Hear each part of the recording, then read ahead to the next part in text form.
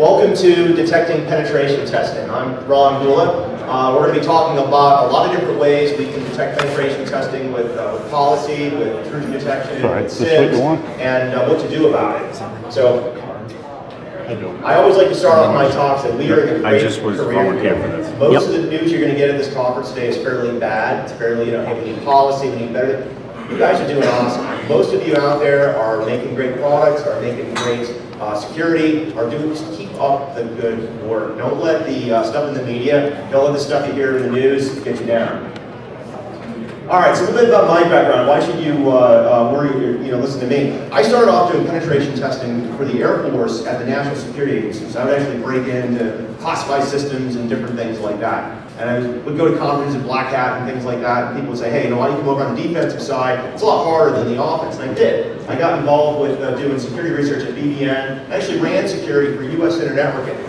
So this is one of the first cloud kind of outsourced, late 1990s, we were outsourcing PeopleSoft, SAP, different things like that. We had to defend that. While I was there, I had the idea, because I was using ISS Real Secure, which was state-of-the-art at the time, I had the idea to write the Dragon intrusion detection system. So I founded a company called Network Security Wizards, sold that to Terraces, and I worked basically large-scale MSPs, large-scale IDS deployments for the government, for banks, and things like that. Did that for a bunch of years, and now I've been running Tenable Network Security for the past 7 years, which makes log analysis tools, vulnerability scanners like Nessus, and passive discovery products.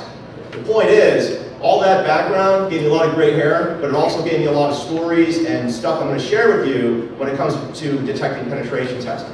So when we actually start talking about examples and whatnot, I'm going to really want feedback from you all. We're really going to go through about 3 different phases. We're going to talk about what is a penetration test. I keep forgetting that I just turned 40 and that there's people getting into this career field who are in their 20s. And they didn't have the last 10 years of, what was penetration testing like before they had automated tools? What was penetration testing like before there was social networking and things like that? We're going to do a quick review of the different types of penetration testing that's goes on and some of the trends I've been seeing out there. And we're going to actually talk about how do you detect that? Why is this a slightly different problem than just intrusion detection by itself? And then lastly, what kind of responses and reactions can you get out there? So if you have comments, if you have questions, if you've got a hilarious, funny story about a pen test gone bad, this is your time to share. Put your hand up and we'll talk about that. If I'm talking too fast, I go over top and you want to rewind and go into a little bit deeper, absolutely. We got about 50 minutes, it's not a big deal. All right, so why detect penetration testers? This is an obvious question, right? We're basically trying to make security better. Penetration testers are going to be something that we use to identify security holes on our network. But the ultimate goal of any type of penetration test is to identify security problems. So we got a couple famous people who actually were real public enemies. We got John Dillinger, who robbed a bunch of banks in the early 20th century. We've got the Cuckoo's Egg, where Cliff Stoll was able to actually find a real penetration tester, a real compromise from some East German hackers who were breaking in. Anybody read that book? I mean, this was Advanced Persistent Threat circa 1980. I mean, this was state of the art back then. Still a very, very good read. Then we had Kevin Mitnick busting into Satomo's Shimoda's account, stealing some code, putting some profanity on there, different things like that. And then, of course, most recently, the most famous thing is Google, which gave us the rise of the advanced persistent threat. Anybody screws up in security now, you just call it advanced persistent threat and say it's a nation-state issue and it's not your problem, right? Thanks, Google. So what's in common with all these real intrusions? Real intrusions have real responses. If you get nailed, if you basically have a compromise from a bad guy, your organization is going to respond slightly different than if it's just basically a consultant or something along those lines. Penetration tests that people come in to hire you for, to outside security assessments of, have political responses. And it's really, really different. The political response could mean that your IT group has to work overnight. Maybe they're deploying patches, new firewalls, do different things like that. Maybe these strange policies get pushed out. Because the penetration test succeeded, we now have to have FISMA compliance. We now have to have PCI compliance everywhere, even on systems that don't have cardholder data. These are the kind of things I'm seeing organizations do to respond. Maybe you get fired. Maybe you would get fired anyway if you got nailed by a remote attacker, but if your job is to do security, I didn't really take a poll or anything if you're an IT, if you're a consultant or a vendor or a researcher or whatnot, but I've actually seen people do penetration tests in the government, in large banks, unless you lose your job because quote-unquote security wasn't done. If you're all familiar with IONS, there's the Institute for Applied Network Security. For a while, we were going around with this PCI case study, where basically a CEO who wasn't that technical basically ran the equivalent of Best Buy, and one of his stores had a credit card loss. And they were having a conversation with his CIO. Said, well, we're 50% PCI compliant. And, what does a statement like that mean? But the funny thing is, I went all over the country doing that case study with like these work groups. I got completely different feedback for what that meant from like Wall Street, from a university, from an e-commerce type of organization. Very, very odd. And then lastly, of course, you might have to have your not necessarily your CNN moment, but your testification before Congress. Now these guys were testifying about penetration tests, but if you were in the government, you actually have to do and go and defend your FISMA grades. You get a D, you get a C, you get a B. Part of that grade comes from a penetration test. All right, now why call out penetration testing as something different from intrusion detection? We should be doing this anyway. And a lot of times, if you read closely, look at that last snort log, it would be really nice to basically say, hey, you get an event from your SIM or your intrusion detection system and say, this is an authorized penetration test, ignore all the red alarms, but tell your boss. It's really not a problem. Right? The response mechanism is a lot different. So I talk a lot about going out and looking at your SIMs, going out looking at your network-based anomaly detection systems and saying, hey, are people leveraging these technologies to really differentiate and escalate when they're seeing these types of intrusions and whatnot. So yes, we should be doing this anyway, but if we're doing our job well, we can do it. So, different kinds of penetration tests. We've got outsiders, we've got insiders, we've got all different types. External, we've got some folks in the office, folks in their hotel room, folks at Starbucks, not a big problem. We've also got people who come in internally. You might have an organization that says, hey, we want people to come in and do penetration testing, assuming that the quote-unquote insider threat. And they might walk them into a building and give them a cubicle to sit in. I've actually had to do stuff like that. When I used to do government assessments, we'd go into the building, they give us the cube, and you're there. It's a completely different type of threat model. I've talked to organizations today where they're giving VPN access to the penetration testers. Here's an account, here's a VPN access. Come in and see what you can find. So there's all sorts of different ways going on out there. I loosely see that there's roughly 3 different types of penetration. I don't claim to be like the definer of penetration testers and what out there, but I'm seeing 3 different categories, right? We've got people who focus on web-based attacks, right? People who live and breathe web design, SQL injection, coding user experiences, different things like that. These people are complemented by the people who are doing 0 days. Right? People who are coming out with server-side exploits where they're going to buffer overflow your Apache server, they're going to 0-day for port 445 on Windows. These 2 people don't get along. I've actually been to a lot of talks where I'm seeing people who do deep vulnerability research on the services side, and they'll kind of laugh mockingly at like the web-based attacks, that's very trivial and junior. And I'll see people come up with these amazing server-side, client-side attacks against web browsers, very interesting stuff. It doesn't involve any buffer overflows up. These 2 people don't like each other. This is just like when I was in the Air Force, and we have fighter pilots and bombers, and the fighter pilots would talk about how many they can shoot down, and the bombers like, hey, I can bomb those airplanes at the airport just the same way. Those 2 communities just didn't mix. And then lastly, there's this third no-tech hack. You guys have all seen Johnny Long's talk, where you're doing social engineering, you're trying to actually go and find your way in, the no-tech hackers out there. So that's roughly 3 different types. There's all different types, and I was going to add one more, but we just covered it this way. What about client-side penetration tests? You can actually go to services right now, where you can fill out an email form, a web form, and enter a list of usernames and email addresses that you want the service to email your users. And that does a lot of things. It can test the email security, it can test the spam, it can test your web proxy settings, but most of all, you can just see who in your organization is going to click on the, whether in this case it's the Dunkin' Donuts for Homer, but it could be pornography, it could be a free coupon for Southwest Air, maybe it's even something spoofed to look like an office email. That's another kind of penetration test. And if you use tools like Core, Metasploit, or Immunity, you can actually make PDFs that are toxic, right? You can make images that are toxic and vulnerable, so you can do this kind of stuff. So a real penetration test, it's not, you're not going to see a black and white, this is exactly what a penetration is. It's a little bit different every time, it's going to have different roles here. Now, one thing that when I talk about the penetration tester, if you come from the point of view of defense, there is this concept or notion that the penetration tester is this mythical godlike creature that leaves no evidence on the wire. No packets, doesn't impact CPU, doesn't create any logs, doesn't change the configuration, doesn't do any of that kind of stuff. And granted, there are awesome zero-day exploits to do kernel injection and give you full control over your computer. Maintaining that access long-term, doing something meaningful for it, you always end up leaving a trace, right? Look at all the papers on advanced persistent threat right now. You go and read them, and they have to look a little bit harder, but eventually they find some sort of packet trace, some sort of file, some sort of running process where it's there. So the point of this slide is that if you are going to go look for penetration testers, and you're assuming the penetration testers are smarter than you, there is going to be some sort of evidence that you can go ahead and find. So the question is where do you find that evidence? It comes from all over the place. From the network side, right? Do we have packet stuff? Do we have net flow? Do we have an intrusion detection system? Do we have firewalls? I'm not going to read the entire slide. You get the point. From the host side, from the application side, even user behavior. When I go out and I start talking to people about SIMs or about incident response, and I put up a slide like this and we have an honest discussion of what's really being watched and what's really being brought in, it's not this. It's part of this. Maybe they have net flow, but they don't have packet dumps. Maybe they have system logs, but they don't have process accounting log. I'll tell you this, syslog is really good. Give me a list of the programs that were executed by which user from process accounting, and I'll find a lot of different things. Now, of course, when you actually have all that data, you always have the problem of events per second on your SIM or trying to make situational awareness. The question is really are what you're trying to look for? If you have these policy discussions where you're basically saying, hey, I just want to look for things that make me not PCI compliant or things that have issues with access control, you might find something, it might be interesting, but unless you have that situational awareness of knowing how your network is going to behave when you actually have a compromise, you're not going to be able to see that. It's literally too complex. There's too many different types of use cases out there.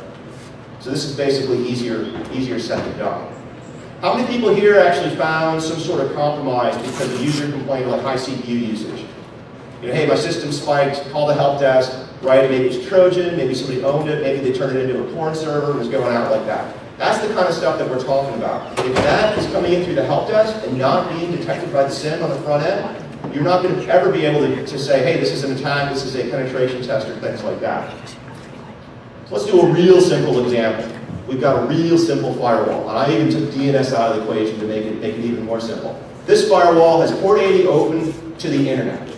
You can connect in on port 80, but that web server cannot connect out. So the only way is a way in. You connect on port 80 and way out. Same thing, it's managed, there's a firewall. If I'm going to manage this as a Unix box, we're going to SSH in on port 22. We're not going to be able to make any connection from that web server. It's very secure. So what's the threat model in this case? Well, on that inbound, maybe we could use an IPS, right? Maybe we could use an NBAD to look for 0 days, right? To look for attacks. That's kind of interesting. Maybe we can actually look for outbound stuff.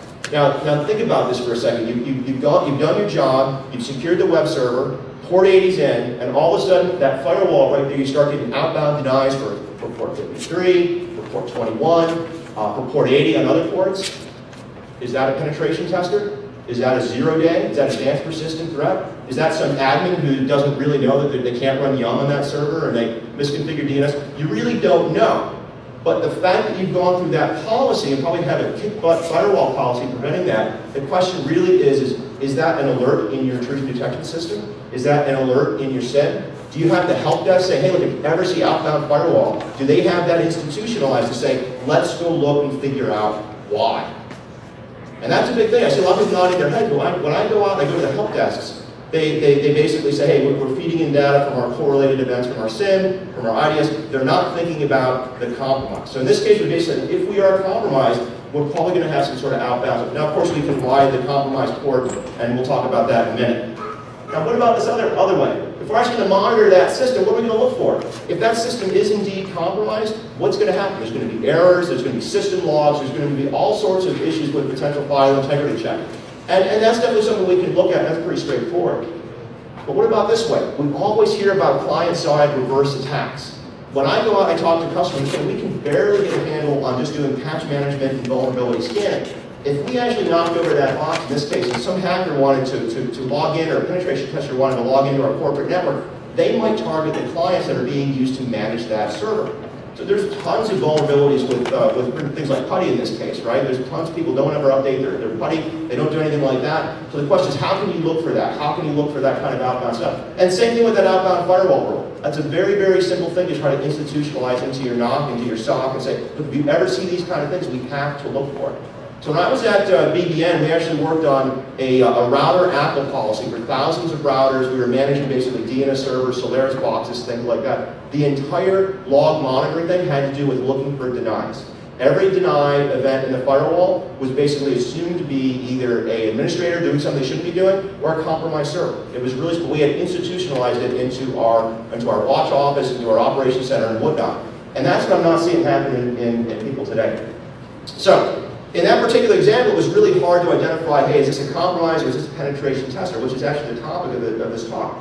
So we made a chart that talked about, if you're defending the network and you have no knowledge if your corporation is basically buying a penetration tester, hiring them in, and you're faced with an attacker, what are some differences between a real penetration test and a real incident of some sort?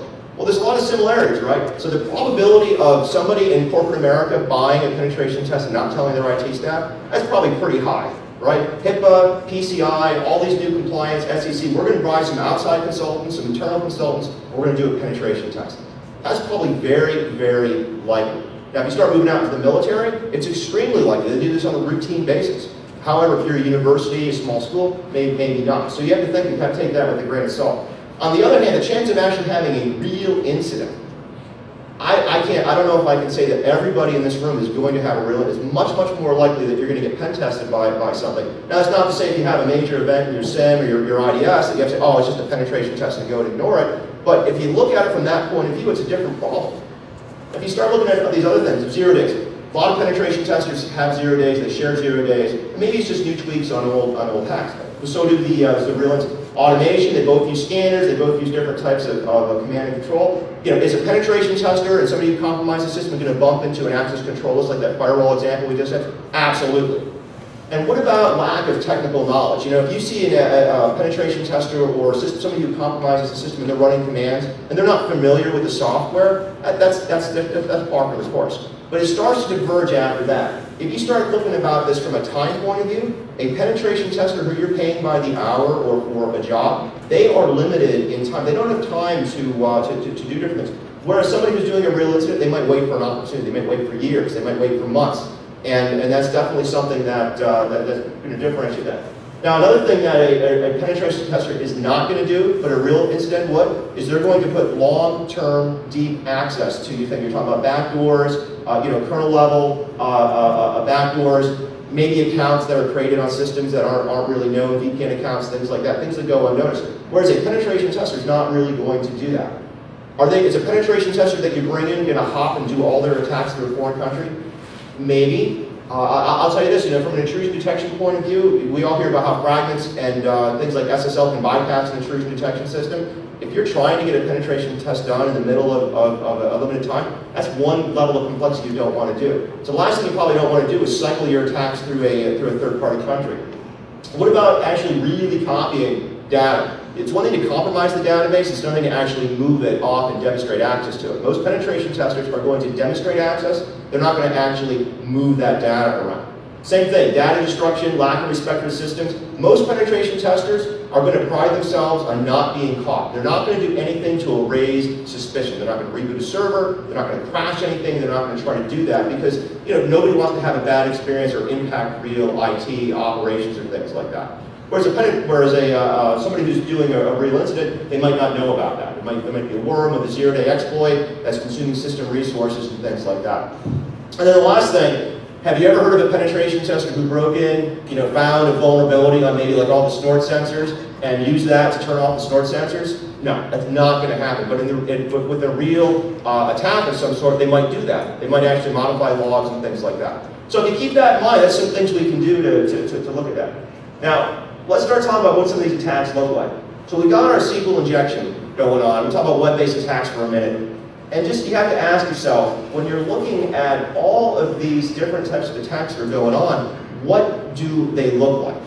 And we can all go to a SANS course, we can all buy some of the books, there's some good books out there on SQL injection and things like that. But that's one thing to do them in class. It's another thing to go into your organization and say, can my organization recognize something like SQL injection?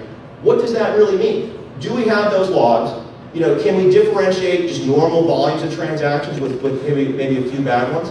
And I'm not going to go through all the web-based attacking, but there's the brute force. We're going to try to find every type of vulnerability in the web server. But then there's also that magic one URL that's going to let me run code. Right? Can we find somebody doing those kind of probes? Can we find somebody compromising our site? How do we know that our server is doing something different? What's the DBA doing? And then of course, how does this look in your network IDS or in your SIM? And a lot of times when I go out, I talk to organizations. I say, how do you know? And what's going on? And that's a big question. Same thing with the actual penetration testers who are just exploiting the services. If you've got somebody coming in, running Core Impact or a Metasploit, maybe they have a custom set of tools, what does that look like? What does that look like in your SIM? What kind of traces does it leave in your Windows systems and your Linux systems? And what kind of reaction is your admin staff going to look for? And that's the kind of stuff we try to institutionalize and go on. The problem is I've only picked two different things. I've picked web application testing and scanning. The issue is that there's tons of ways attackers can come in and exploit it. So you really have to then look at your data. This gets into some of the policy stuff from outcomes. How do you want your network to behave, and how do you expect it to be behaving if it is compromised or being used in a way that it doesn't matter? So a couple examples. Let's start off with something simple. Let's just talk about vulnerability scanning for a minute and not talk about actual penetration testing. How can your organization recognize somebody who's doing vulnerability scanning? It's real simple. Go get a vulnerability scanner. I've heard Nessus is a pretty good scanner, right? Download it, scan your network, and see what comes. Check your network IDS and check your SIM. This is a very, very simple process, and I've seen a lot of organizations, they just forget to do things like this. Maybe the IDSs are in the wrong place, looking at the wrong traffic with the wrong filters. Maybe the intrusion detection systems gives you a nice alert, hey, we detected a Nessus scan. But maybe you have a process that then takes that alert into your SIM or into your help desk and says, hey, anytime you see this Nessus scan, you can ignore it. Maybe that's not the process you really want, because maybe the next time somebody runs a scan, they're going to scan a different target, and that particular rule from maybe your IDS vendor isn't really going to find that. Or maybe from a SIM point of view, you've got people who say, hey, that Nessus scan, yeah, we see stuff like that all the time, right? From the inside, from the outside, and they're not even taking any type of political action on that kind of stuff.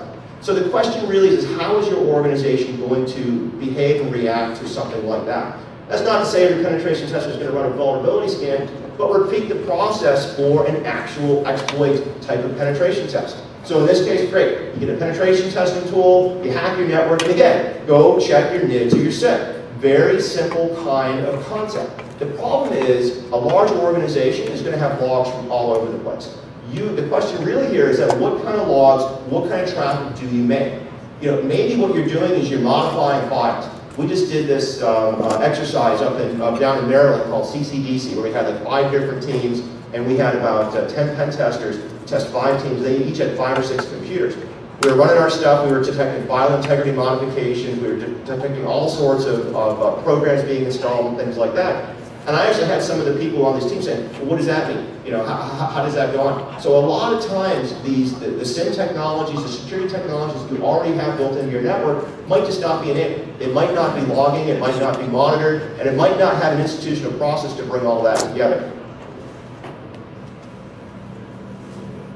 And then, of course, the last thing is if you have somebody who's doing typical, the Cartman thing, the low-tech type of, let's just want to look up the network, see what kind of access I can get, see what kind of files I can get, that's also a very interesting exercise. It's a different kind of use case, a different kind of profile, but the question is if you have a user on the network who tries to log into accounting software, tries to log into the HR software, the accounts receivable, source code, different things like that, and they're getting denies, does that actually set off any alerts? That's exactly what a pen tester is going to do. So the question is your SIM, and I actually also included your data loss prevention tool. There's a lot of tools out there that can log every time a file is shared, that log every time an email is sent with an attachment, and if this data is not being considered and institutionalized into your organization is not going to be able to recognize that something malicious is going on here. Does that make sense so far? Any questions, any comments? Now, I also see a lot of organizations who basically say, you know what, it's too difficult. All I'm going to do is I'm going to go download Metasploit, I'm going to go get Core, I'm going to go get Immunity, whatever. I'm going to scan my network, and I have a binary decision. I can either compromise my stuff, or I can't. That's very, very dangerous. It's very, very dangerous. One, those tools update themselves all the time.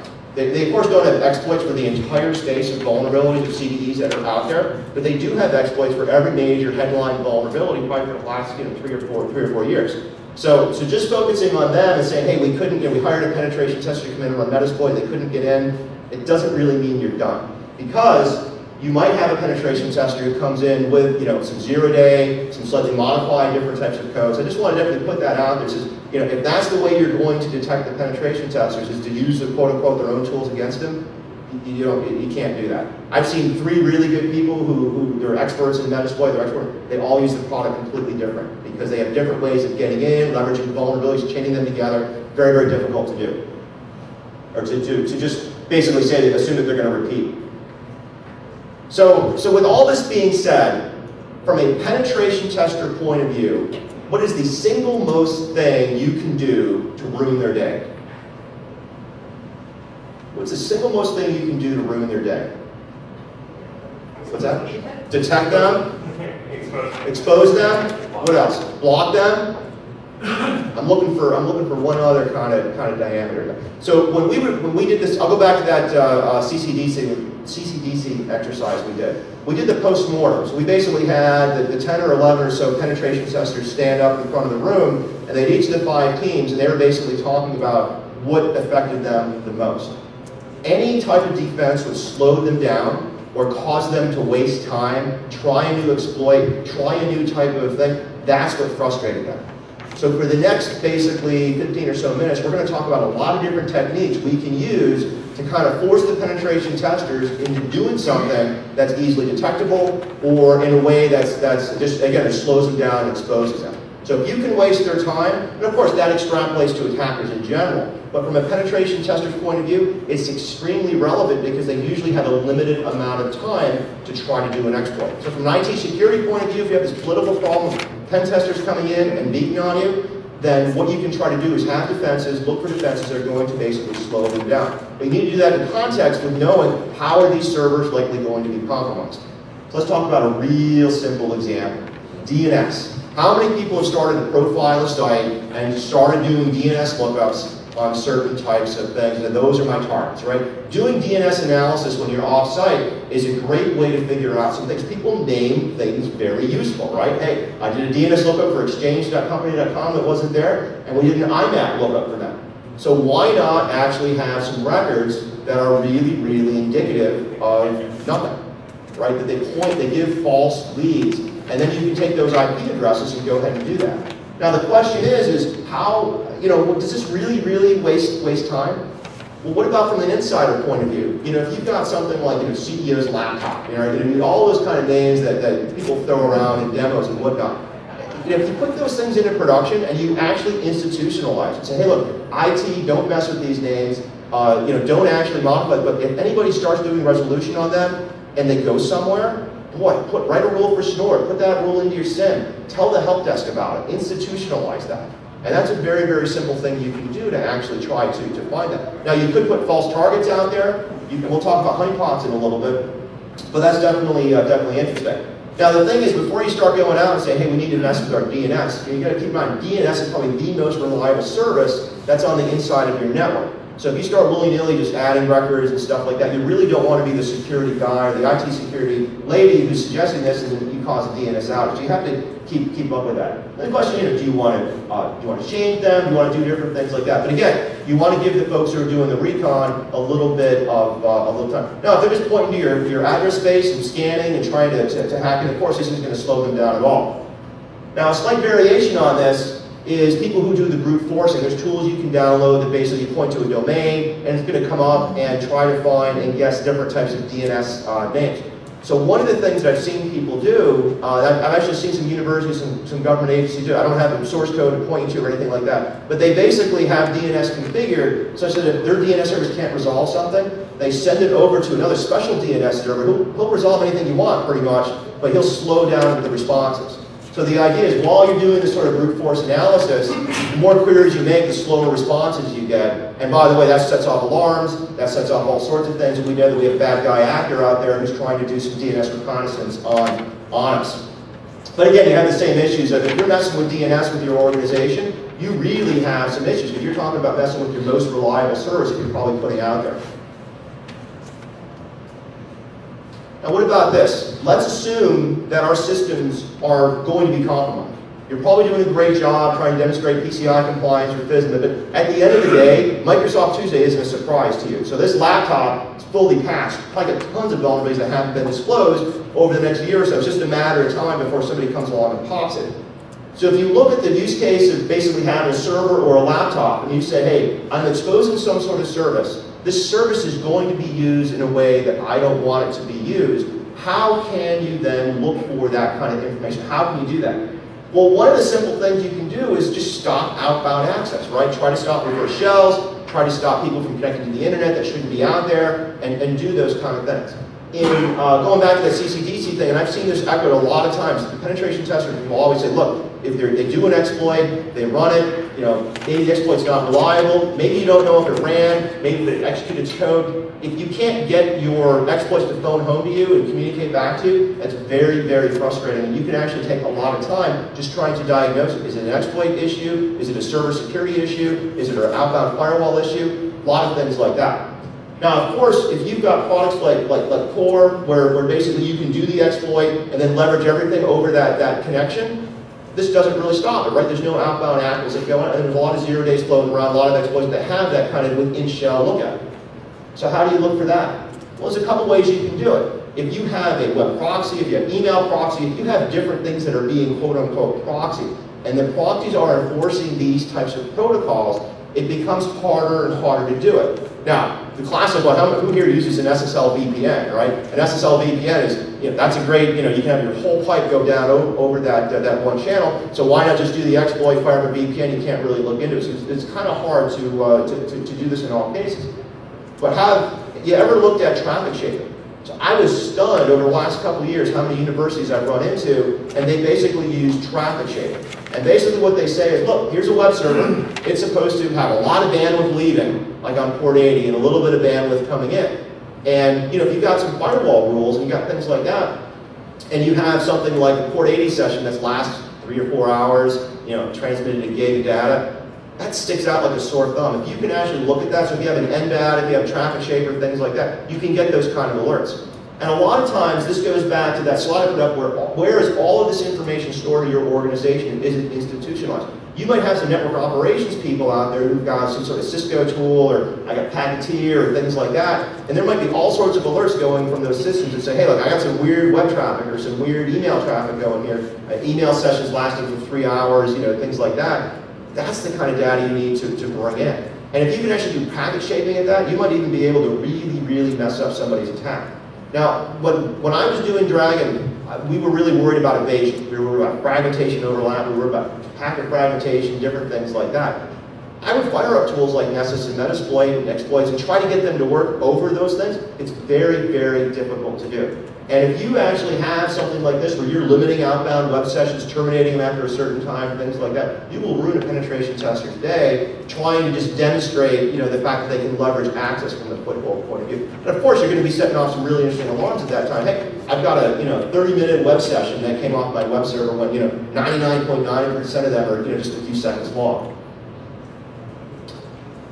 Now, another thing you can do is if you limit access control, you can take this concept of forcing the adversary, forcing the penetration tester to change their tactics every time. So in this case, I've got a web server open to the internet. It talks to the database. The database is managed by some client-side people over SSH, and then we have an internal IMAP server, right? So maybe if an attacker was really going to come in and do every one of these exploits to chain these things again, this is a great network, right? Who's got 4 firewalls to separate things? Actually, a lot of people. A lot of people have got these virtual ACLs, virtual firewalls, things like that these days.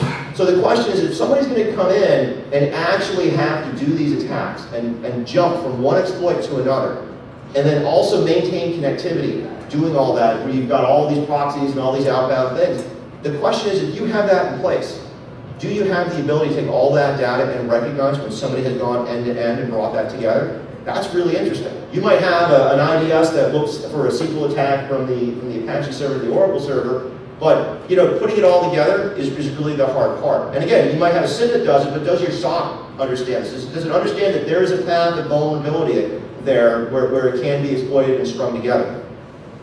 Now, if you've seen any of my other talks, you would probably conclude that I'm basically advocating the fact to have different types of technology on the network, right? Most of my talks center around monocultures and basically compliance. You want things to be the same. You don't want 20 laptops, each of them configured slightly different. So don't take that away. If it makes anybody feel better, we can do that whole slide again with Windows, right? So instead of an SSH attack, we can do a client-side RDP attack. The point is, if you have different types of services, you really need to make the attacker pivot and try to basically go from one exploit to another, and hopefully looking for that narrow exploit and try to basically say, hey, how can I detect this? How can I detect this and feed this together?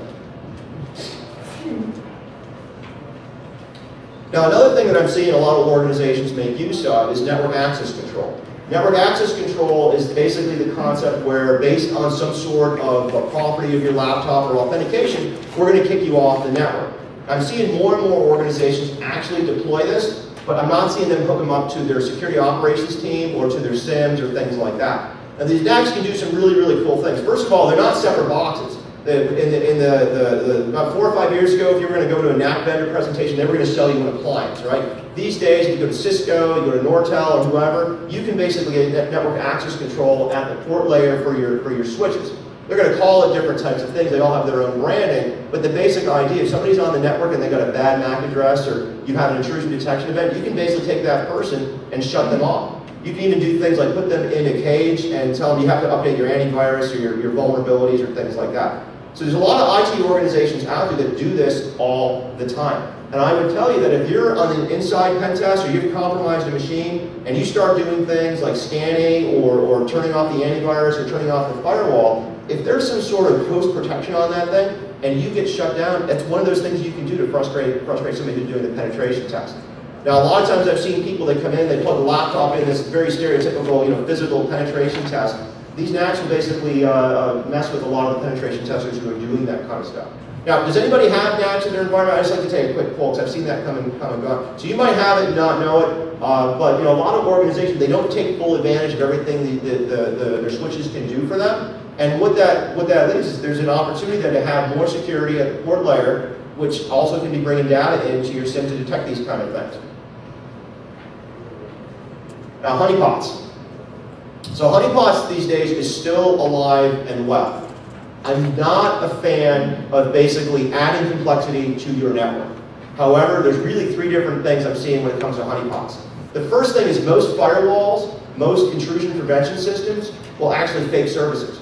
Go to Palo Alto, go to Tipping Point, things like that. You can basically say, look, I might have a Class B address space. Maybe you're defending a university. Maybe you have a Class C address space and you got 4 servers on your perimeter. You can set up the firewall to basically, when anybody starts scanning, to just reply. This happens to us all the time at Temple because we license our product based on IP addresses, and somebody says, hey, I've got 500 IPs and I started doing scanning. I've got 3,000 active IP addresses. I said, well, what's going on? You start looking at it, and every port every IP that Nessus is probing is getting responses on.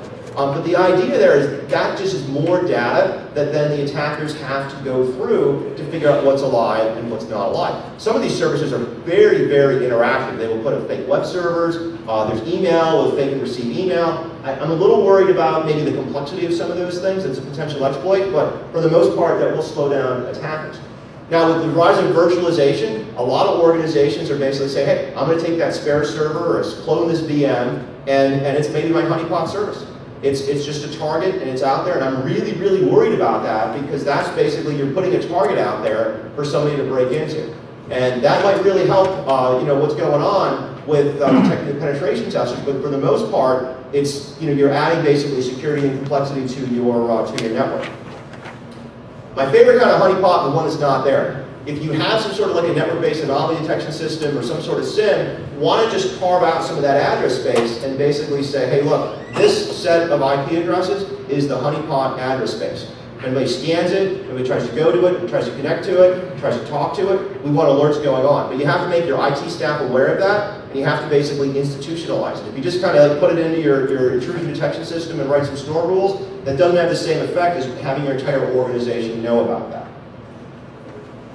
groups. Now, the last thing I want to talk about as far as messing with the penetration testers is all this sort of evil stuff.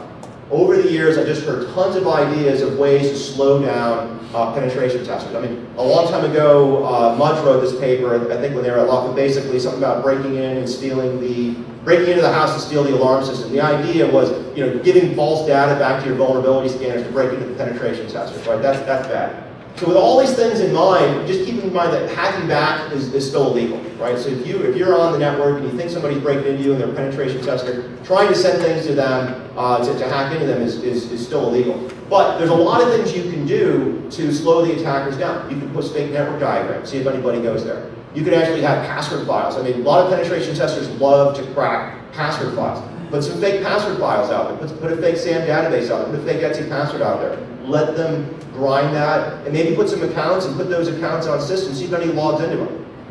Have all that built into your SIM so that if it ever does happen, you get a really good alert. Hey, somebody logged in with a known bank, honeypot type of user account. There's a lot of things you could definitely do here. The zip bombs. If you think you have a service that's hosting files and you want to see an attacker comes in and they're downloading, Word documents or things off your FTP server, why not put some compressed files in there that when you uncompress them, it takes up a lot of disk space. Now, if an attacker is doing that on a system that you've compromised, and also they're creating these 1 terabyte, 2 terabyte files, that's going to show up pretty quickly. So there's a lot of things you can do. The whole point of this, though, is that you're playing with fire. Anytime you think that you're going to outsmart the bad guys, you might be smarter than the penetration testers. You might be ruining their day. But if you're going up against the Red Baron and penetration testing, this might do really nothing. But if you have any ideas on this, I'd love to hear that. So finally, just kind of bringing this to a conclusion, if you've got this approach for putting all these sort of secret ways to going out and finding the penetration testers and whatnot, how do you justify this within your organization? If you're being audited for PCI, do you really need to tell your PCI or QSA guy about all these defenses when they're asking about, hey, what do you do for firewalls? Do you do firewall logging and things like that? They say, oh yeah, by the way, we actually do this. We're looking for outbound denies and things like that. You might actually confuse them. Nothing against auditors, but if an auditor is not conversant on all this technology, NetFlow, honeypot scans, things like that, you might actually do some stuff and take the conversation into an area that's there. But then the thing that I worry about is they might out you. If you're in a situation with FISMA or some sort of policy, and internally your organization needs to show a win for the penetration tester, you might be doing really good type of defenses, but they might give the penetration tester too much. So if you tell the auditors about this, if you're really public with your management about how you're doing this type of defense, then it's going to be something that could be used against you in the long term. Lastly, of course, if somebody does break in, they might only break in a little bit, but produce a huge report. You still need to do all the security stuff that we were worried about, so you can then defend that. So we've already got a little bit of time, so we're going to actually just do some conclusions and take some questions here. So what I was hoping to do is walk through this problem. Detecting penetration testers is very similar to detecting intrusion detections and real attackers in general. The more data you have, the more decisions you can make as far as, are these guys penetration testers? Or do I actually have anybody compromising my system at all? But then finally, if you don't actually have all that data, you're really going to be in the dark. So with that, if there's any questions, I'd be more than happy to take them. I'm Ron Gula on Twitter. Temple Security, we've got a blog. Most people know us from nessus.org. But with that, let's just see if there's any questions. Sir? So, this may be a completely newbie question here, but doesn't it seem counterproductive to make it difficult for pen testers when you're hiring to find issues? If you make them quickly, if you make it difficult to get anywhere in the system and they give up, move on to other things, they may miss issues where real attackers who have the time will take the time to find. That's a very good question. So just paraphrasing, by slowing down the penetration testers, we're doing ourselves a disservice, right? That they might actually find a real problem. Well, but we're walking this line of defense, right? If we turn off all the firewall rules, they'd probably find a ton of issues. But the question, if we turn the firewall rules on, we have to force them to attack the services that are out there. So you're always going to be walking that line. And I definitely would, agree with your comment. But the firewall rules, one example. Another one, we patch audit. Why do any type of exploitation? Just do a patch audit, get a list of all your high vulnerabilities, and go patch those. Problem solved. Well, the problem is that a penetration tester, you're getting the outsider's view of that. My concern with this presentation was basically saying, hey, if I'm an IT for a big bank or something like that, and I'm routinely getting beat on by the pen testers that are being hired from Ernst & Young or whoever, what can I do to kind of stop them? Because I've been asking for more resources so I can patch stuff anyway, but you know, all corporate's doing is buying more pen testers. That's kind of really what I was trying to go on. Sir? Is anybody commercially trying to work within the space of the real attack model, stealth, data, actual data collection, getting off-site? It seems to me that that's a very large gap now that exists in businesses. Because pen testing doesn't cover, it's actually Right. So if I could just paraphrase that a bit. So the question was, is there anybody who's working on the full analysis, right? Taking the data, exfiltrate, taking it offsite, see what's going on. And I think the rise of the quote-unquote advanced persistent threat is getting a whole bunch of people who are really smart looking at the problem of how do you really detect compromises, how do you really detect trojans, how do you really detect exfiltration of data. None of that's new, but the techniques are there's so many vulnerabilities these days, there's so many techniques to exfiltrate the data, and there's so many different types of targets and ways to go after. There's definitely a lot of people out there doing that kind of stuff. One area of research, you probably heard this in the keynote this morning, is they want to track who are the bad actors, right? So we always talk about IP addresses and rules and stuff like that, but if you can go to a macro level, you can start looking at Iran and South Korea and Mississippi and 16-year-old hackers and start really come up with who are these bad actors. Then you can really start going out after those guys and not so much worried about defending everything. So that's another point of the talk is, the more you can close things down, the less you have to defend everything, so to speak. So maybe one more question? Or no more. Anytime the speaker says one more question, that's the last question, right? So, Carol. Do you see any downside to unannounced penetration tests and risks to the organization? And is there any value in not telling the organization? Right. So the question is there any downside in the unannounced penetration test? If the penetration test takes down real services, that's one big downside. But if the purpose of the penetration test is to test your SIM, test your incident response process, test your staff, maybe you have a security operations center where on the weekend they kind of watch the SIM from your house, from their homes, and you can prove a point, or something like that. There's a lot of benefits. The more transparent you are with the penetration test techniques, it's really rough. When I was at the NSA, we had to give a list of all the exploits we would use before we actually went there. I mean, talk about handicapping, but we would still get in, which was kind of interesting. So that was just back in the day.